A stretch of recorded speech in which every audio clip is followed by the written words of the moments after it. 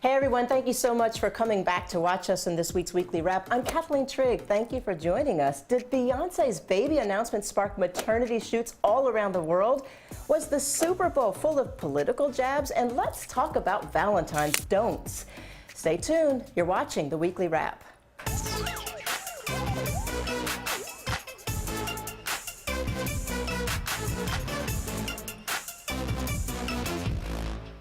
All right, everyone, how about those Patriots? Tom Brady. I was rooting for Atlanta, but wow.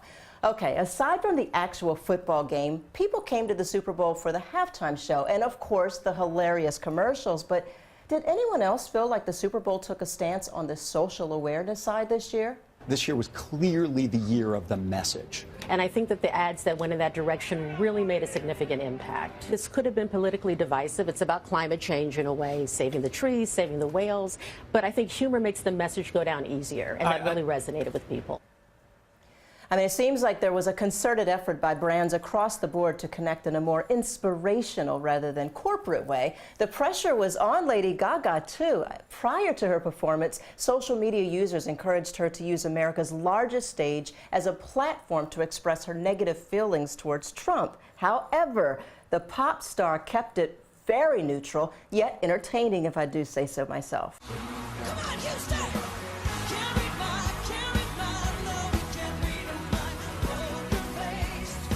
You know, with the amount of influence that celebrities have, do they have to encourage positive social awareness? Who better to ask than our correspondent Camille Cruz, who went to the people of New York City to find out. Celebrities have always been figures that people look up to. So I'm here to find out how New Yorkers feel celebrities should be using their platform. Do you think celebrities should be using their platform to promote positive acts? Definitely. I think that celebrities have the power to influence mostly young people. And if they're smart, they'll use their creative expression to influence a positive change. That's what we need right now. To have a positive approach on kids, so kids wouldn't get into drugs, violence, or, stuff like that. They're idols, so anything that they do, people normally go underneath their wing, right? What are some of the celebrities that you may look up to?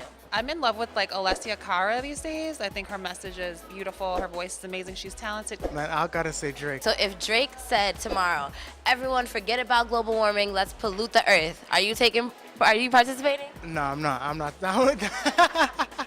I feel empowered. I like to feel good, and I like to support artists that think that way, that are smart. If they're not doing the right thing, then I might still listen to their music, but I ain't gonna follow on their battle act. Think about who you're speaking to and how to make a positive influence, because you have that power. Not everybody has that, Looks like the world could be a much better place if our favorite public figures took a stand on influencing a positive role in our society. I couldn't agree with you more, Camille. I do think celebrities have a responsibility to use their influence for positive change. They've got a voice. They should use it, right? Because if they don't, who will? And since we're on the topic of celebrity influence, can we talk about how the Queen Bee has broken the internet once again? This time in maternity shoot fashion. We're talking about Beyonce's pregnancy announcement. It shattered Instagram records for being the most liked picture ever, gaining over 8 million likes in just a few hours. She's got everyone planning their maternity shoots now. Even my own personal photographer extraordinaire, Kesha Lambert, is thanking Beyonce for keeping her booked for months. I don't even think I can get an appointment with you anymore, Kesha. How are you? I'm well. Thanks for having me. Yes. Good. So there was an instant boost, right? Yeah. So Beyonce made this announcement. She sent us all into a frenzy, and my inbox blew up. That's really amazing. Now, you've taken some really beautiful pictures over the years that we've seen, and I can't think of anyone, if I were pregnant, which I'm not, and I'm not planning to be, but if I were, I can't think of anyone better, to do a pregnancy photo shoot than you. But how do you get the perfect shot? I'm big on personal, on connection with the client.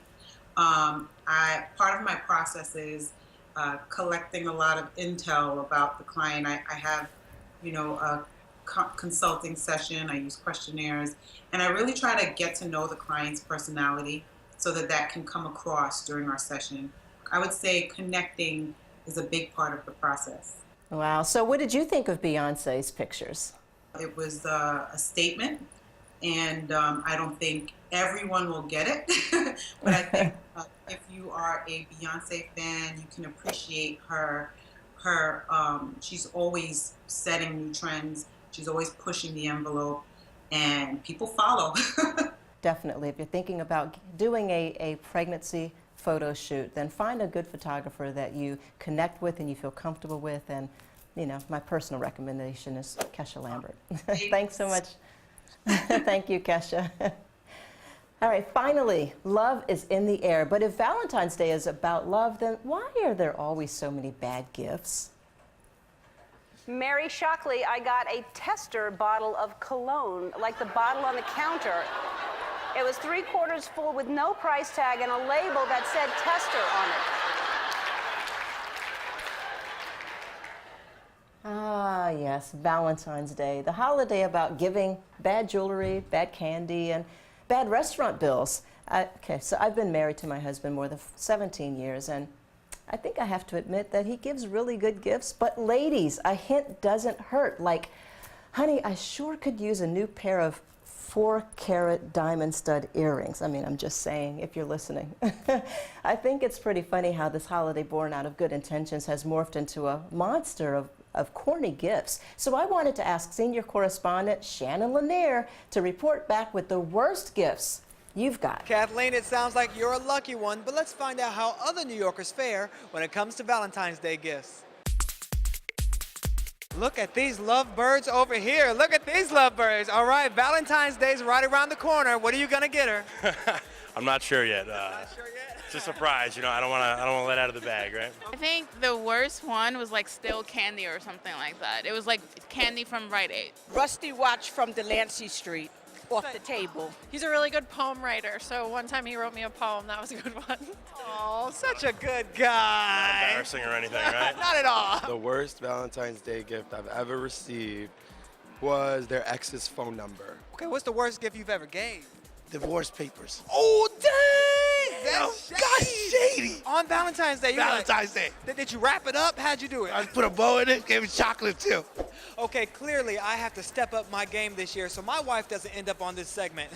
Back to you, Kathleen. How do you find these people, Shannon? Divorce papers? Really? That's crazy. I don't know if I've ever gotten a bad gift. I mean, I'm really not big on receiving gifts. I like to give gifts, so I'm usually just happy with whatever someone takes the time to give me. It's the thought that counts, right? But I would like those 4-carat diamond earrings, sweetheart, if you're listening. All right, well, that's going to do it for us this week. Make sure you scroll down to the comments and join in the conversation, and we'll see you next week on the Weekly Wrap.